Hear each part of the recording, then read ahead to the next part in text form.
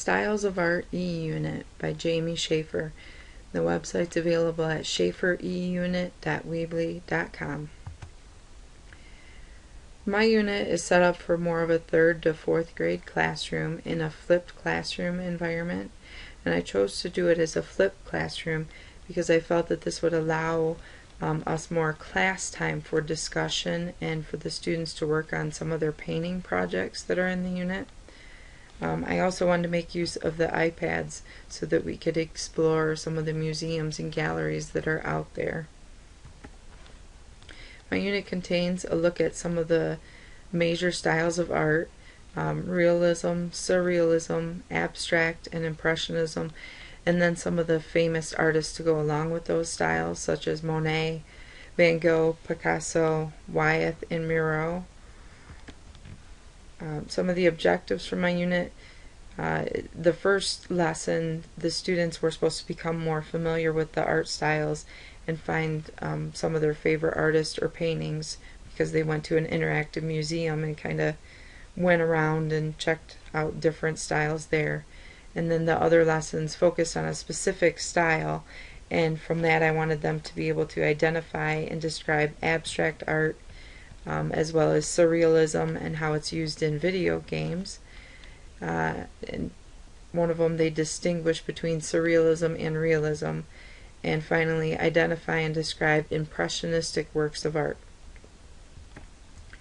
Some of the projects the students did throughout the eUnit, as I mentioned before, the first lesson they took a virtual field trip to the Museum of Modern Art website.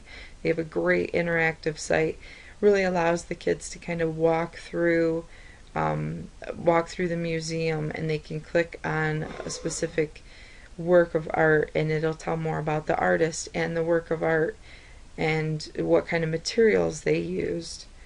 In another lesson, I had them watch a YouTube video on how Van Gogh painted that impressionistic style in preparation for the students to make their own Starry Night inspired painting. They also created their own Monet inspired painting, and I found a website too that allowed them to create their own Mr. Picasso head picture. Use of technology in my lesson. I found a YouTube video that compared surrealism to video games, which was great. I thought that would really tie in some of these video game kids, tie art into their video games. The final lesson, they played Jeopardy to review. And as I mentioned before, the Museum of Modern Art Interactive Museum. And also I talked about the Mr. Picasso Head website.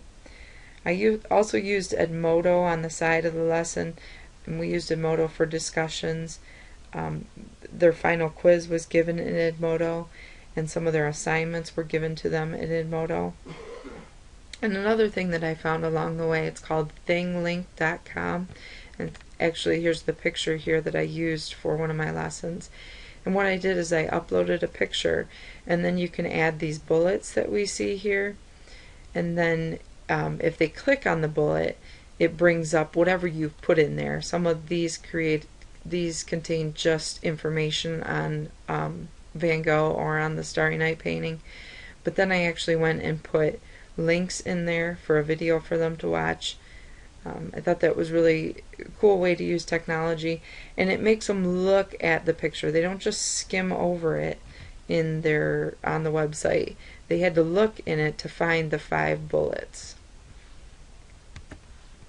Some improvements that I make in my lesson, I would open it up one day at a time for the students, so that way they're not confused between one style and the next. And also I probably would reformat the website and put the beginning styles of art, put it under one tab, and then underneath that tab put day 1, day 2, and so on, just so I'd have more room on my home page there for other things that we would do throughout the semester. Some of the suggestions that I received from classmates were to shorten the allotted time for the quiz that I had at the end. Edmodo automatically had it for 60 minutes, and I did go ahead and shorten that to 20 minutes. It was a simple 10-question quiz, and by shortening it, I it alleviates the chance of the student going out on the internet and researching their question, or even going back to their style chart, art style chart that they had to fill out throughout the unit. So then there's less of a chance of cheating. And I probably could even drop that down to 10 minutes. And one of the other suggestions that I received from a classmate was to clarify one of the lessons instructions. I had the students posting in Edmodo. They were supposed to post a picture, and it didn't work within an existing discussion. They would have had to go out and create their own post instead of following my initial post. So I went ahead and changed the directions in that too. Overall, I'm very happy with the unit. I think it turned out great. I've actually used some of the videos in the art room now, or prior to the unit. The Monet one really worked out great, and the kids, I think they took to it a lot better than just having a lecture or a simple discussion. They liked bringing their iPads to the classroom and watching a video. And I also had a gallery too that they looked through. So they weren't just seeing, you know, maybe 2 or 3 of Monet's paintings. They could see some of these 200 plus water lily paintings that he did.